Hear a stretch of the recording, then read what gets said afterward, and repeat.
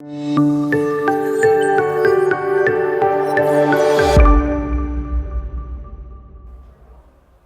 my name is Phil Sever. I'm with the law office of Sever Storey. I'm one of the principal partners. We are an eminent domain law firm that represents only landowners. I'm here with one of our income partners, Jordan Walker, and today we're going to talk about winning the negotiation with power lines. Our firm has done hundreds, if not thousands, of power line cases. I personally just got done doing over 125 power line cases in Indiana, and we have done hundreds of power line cases in Illinois and across the country. And in each of these cases, we found that there are really 3 or 4 key factors that landowners need to know in order to win those negotiations. So we're going to share some of those with you today and hopefully help you in your battle to get the right type of compensation in the eminent domain context. Thanks for being here today, Jordan. I'm going to start off today. We're going to talk about the easement. So in power line situations, the power line companies want to get easements. That's an easement in order for them to build the power line on your property. And these easements, they first show up, a right-of-way agent delivers one to you. What should a landowner be aware of when they first receive that easement from the power line company? Well, you need to be aware that what they're proposing, what they're presenting to you is likely a bad document. It likely does not have all the necessary protections that a landowner needs. Like a bad deal. Yeah, bad deal. It's a bad deal. They're trying to sell you something. They're telling you all sorts of things, a lot of lies. It's very common, or untruths or half-truths. Really, the document that they present to a landowner at first blush, it's not good. It doesn't protect the landowner. It overreaches. Sometimes the easements are what referred to as blanket easements, and they cover the entirety of the property as opposed to just the area where they want to put the power line.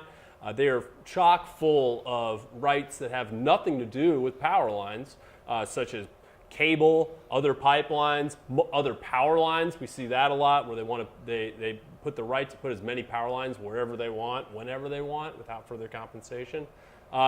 Those are just a couple of examples of these bad documents that they present to landowners, hoping that they can convince landowners to take that first version of the easement and not challenge it, not question it. Is it fair to say they're trying to take as many rights as possible with that first easement document?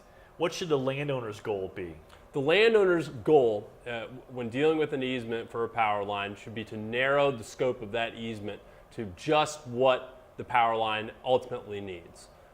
Just that certain area of the property where they're going, just one power line, not cable, not fiber optic, not pipelines, just one power line in one area. One thing they want to look for is to limit access. Power lines like to have free range of the property to access whenever they want for any purpose, really. They like to do that, so landowners should identify that. They should identify the area of the property where it's going and make sure it only applies to that area. Those are some things that they definitely want to look out for. Yeah, I would agree with that. The things that strike me sometimes about the easements is that the power line only has so many rights that they can actually take under eminent domain. And when they show with that first easement document, they're really overreaching. They're trying to take a bunch of other rights that they don't necessarily have the power to actually acquire through the law.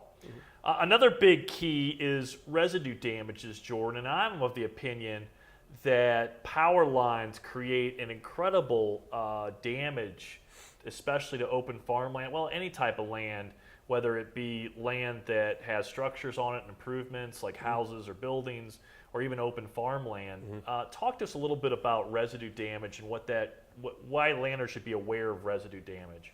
Well, for example, farmland. Traditionally, before the power line comes in, you have wide open space where you've been farming for decades, exactly how you want it. The rows are right where you want it. They're perfect with your equipment. Everything fits in like a glove.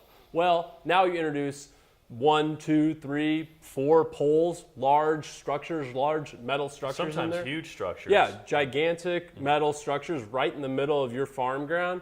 That's going to cause some issues. It's going to cause some utility issues. It's going to cause some crop yield issues. There's going to be compaction issues that come into play. And that's just on agricultural property.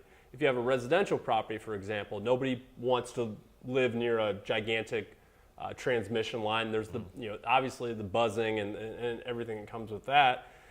So these large structures have impacts on the rest of the parcel that require compensation. And as any landowner attorney will tell you, they're not going to come up and offer you that money. It's something you have to fight for tooth and nail to get. And it could be considerable. I remember doing a case just recently where we had a 765 kilovolt line, huge towers, and that line the line itself was no more than 50 feet away from my client's house.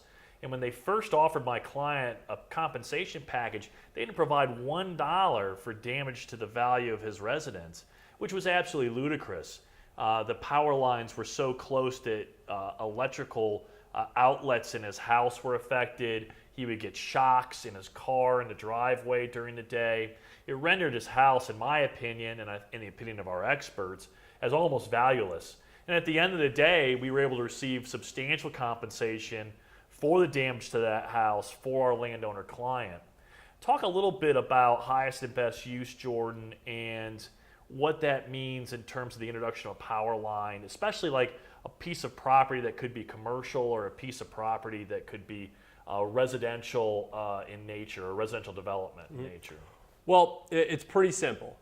Say you have a piece of property that may be used as a farm, and it has been. However, development in the area, the economy in the area has shifted, and it would suggest that property, although it's being currently used, or it's interim use as it's referred to, as agricultural property, it ultimately is worth more than that. Because if a willing buyer were to come along and purchase that property, they wouldn't pay agricultural prices for it. They'd pay something more because ultimately that land is worth more. The potential for development adds value to the property.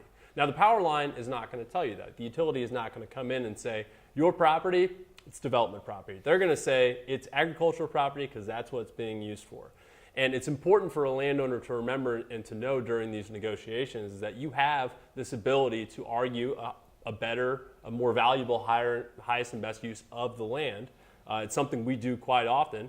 And using a hypothetical, let's say your highest and best use of your property is as a residential development or a commercial property.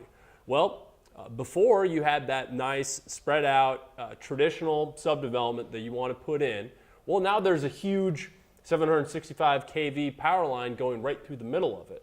Well, what's the development potential then? Who wants to live next to a gigantic power line? Now, some people might, but guess what? The value of those potential homes goes down. And what does that mean for the highest and best use of your land?